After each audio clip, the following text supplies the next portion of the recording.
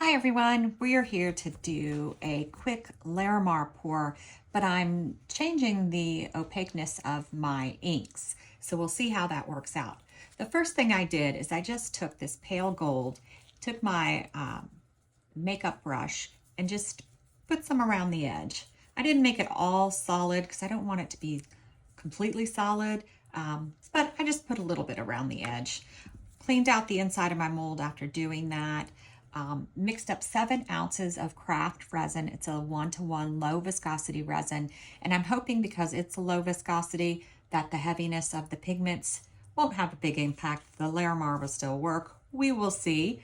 I divided it amongst these 5 cups. In my first cup, I put Let's Resin Purplish Red. This is their resin pigment. It's not an alcohol ink. I did 5 drops of that. The next cup, 5 drops of their pink. And this is like a fluorescent type color. Then I did the orange, again, 5 drops. And you could see that it's a little bit heavier. And then I did the yellow.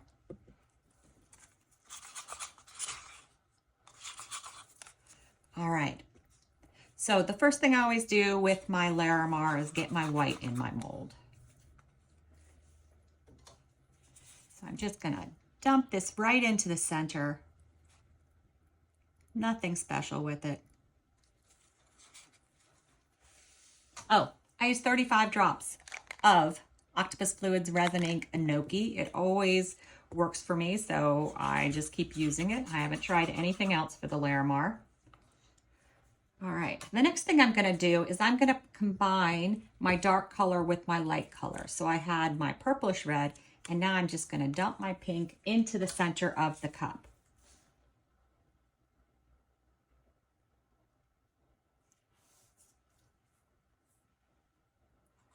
Just dumped it right in there.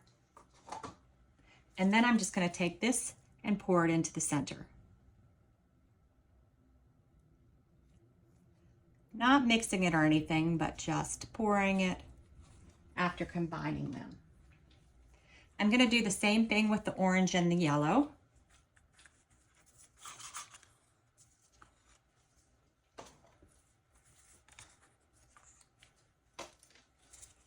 Dumping it right into the center of the cup.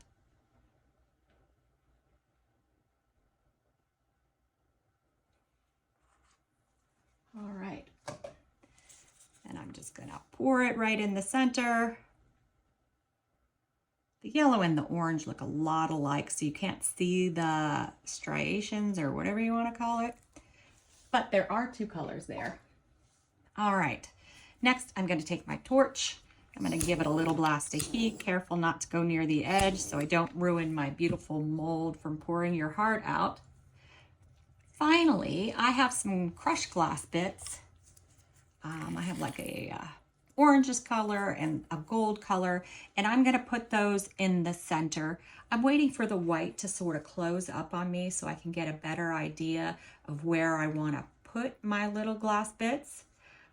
The great thing about these is it all seems to go evenly towards the center, so you do get a better idea as that circle closes where to put your glass bits.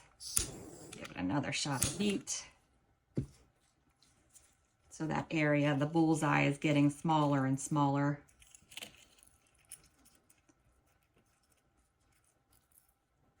And I'm just going to pop it into what I think is the center.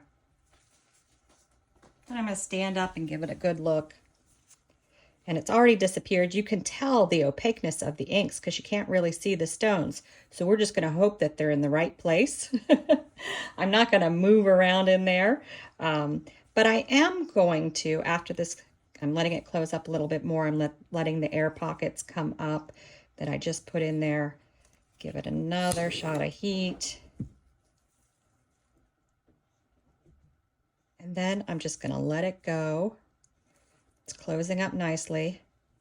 And then finally, I'm just going to give it a little whirl.